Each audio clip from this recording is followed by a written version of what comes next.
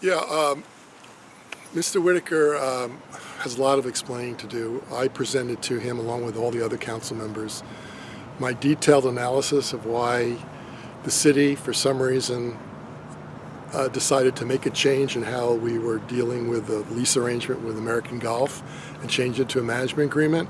And as a result, I analyzed the fact that it will be costing the city $4 to $5 million over 20 years in reduced revenues, which is really like net income for the city, which means that it has to be made up by the taxpayers or it's a deficit. That's a lot of money over 20 years. Mr. Whitaker never ever spoke to me about that, even though I contacted him. And yet you were his appointee to the commission. And I was his appointee. But yet... And you have a financial background, and Absolutely. There's a reason why you're on this commission. Right, but yet when Mr. Curley was talking about the Brea Dam, Mr. Whitaker, as council member, brought up or talked about a $400, one or two $400 hotel bills that apparently the police department used for some conference. Now, I'm not here to justify a $400 hotel bill, but what's more important, a $4 or $5 million shortfall caused by actions by the city, or one hotel bill that maybe should have been a slightly less? $100 or $4 or $5 million, and yet he chose to talk about that and never, ever.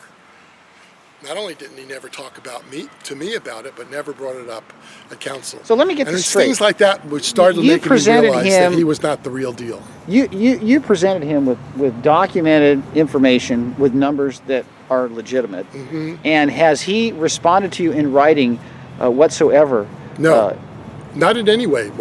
Writing. Okay, let me repeat this verbally. question. You were his appointee on the Parks and Rec Commission. Correct. For almost 5 years. Mm-hmm. And you uncovered, with the assistance of Mr. Curley's work, you went a little deeper and drilled down and found this egregious shortfall to the taxpayers. So you analyzed this, put it into a spreadsheet, and presented this to Mr. Whitaker in what form? Email? Did you hand him the documents? Are we sure Mr. Whitaker is in receipt of those documents? Absolutely. Okay. And so what has he done with that information? I have no idea whether he even looked at it, because he never got back to me, never asked me a question. And when did you provide him with this information? Oh, this is going back probably now 6 to 8 weeks. So 6 to 8 weeks, and you haven't heard from him, and I haven't heard him speak a peep about this at the city council meetings. No. So there's absolutely no conversation, no recollection, no announcement, no publicizing, no nothing about this issue. Correct. Is that correct? Correct.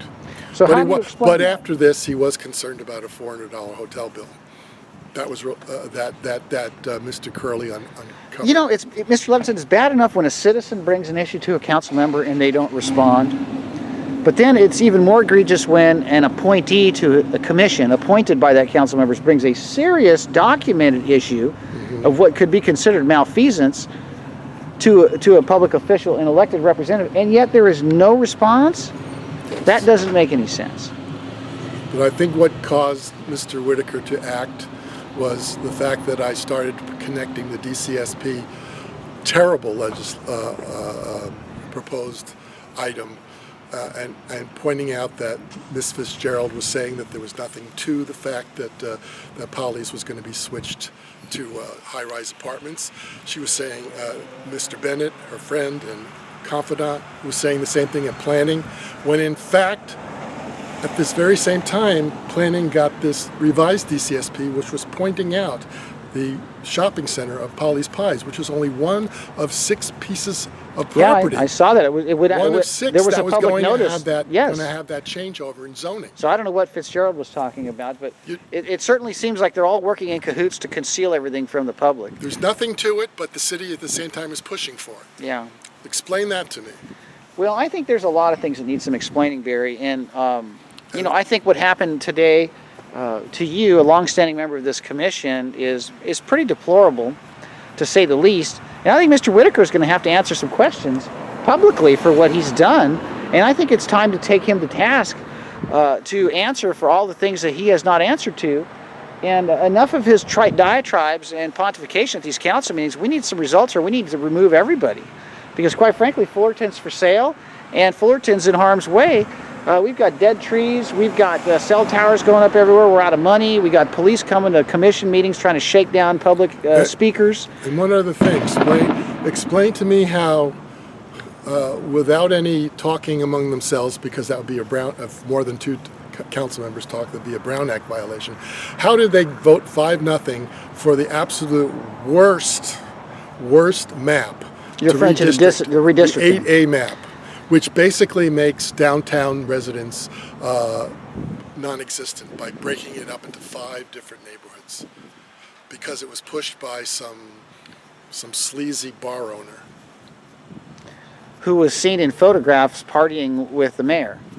Yes, I've so seen we those have photographs. Jen Kurt Fitzpringle partying at the Slime Bar. Mm-hmm.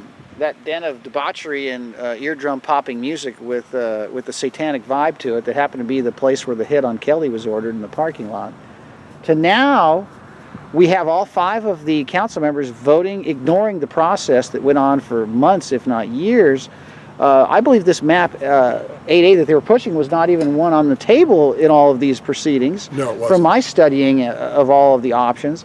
So how do you explain the behavior of all 5 of these people turning their backs on the public in this case? Well, it obviously is the developers, the comments by the council members was they're all pretty much the same. They're all good maps, and a lot of them I can vote for this one, or I can vote for that one. There's 2 or 3 that I can vote for.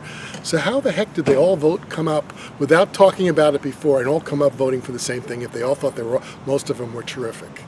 And this map that they all voted for that thought was terrific wasn't even on the table and did not get the community review that all the other ones did, and flew in the face of the community members that were present for months working on this thing. And most of the high-rise development areas are in and around the downtown area, because that's where the main thoroughfares are. So this is a developer's map. So this is a developer's map because there's not going to be one council member who have to answer to all those people, because they're broken up into 5 different, they're piece by piece. So they're a small minority in every district, so therefore their neighborhood does not count.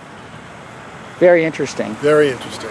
Well, Mr. Levinson, it's been quite an evening, and there's been plenty of those over the years here in Fullerton. And I can assure you that your efforts are not going to go unnoticed for the selfless dedication you've had to this community. Because I can assure you, there's very few people that have put in as much time or effort that you have, and in the interests of the residents and the public at large. You're probably one of the few people. I remember seeing your campaign sign years back, Levinson and Full Reform. Mr. Levinson, you truly embody that statement.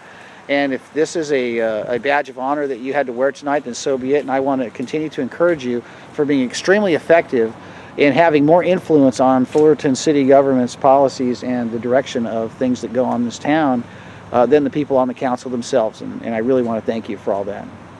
Well, I appreciate that. And the truth of the matter is, until we have a majority in council that really cares about the people of Fullerton, every citizen has the opportunity to go forward and go to these meetings and make a difference. Because until we have a majority, that's the only way we can impact what they do. And so what we have right now is nowhere near a majority, and it sounds like every single one of these city council members needs to be voted out of office. Unfortunately, as it really, really hurts me to realize that we really don't have one person on that council that we can truly count on. In closing, Mr. Levinson, if you had some words to say to Mr. Whitaker, what would they be? I would say, Councilman Whitaker, you've been on the council now for approaching 6 years. You had a golden opportunity to make a difference.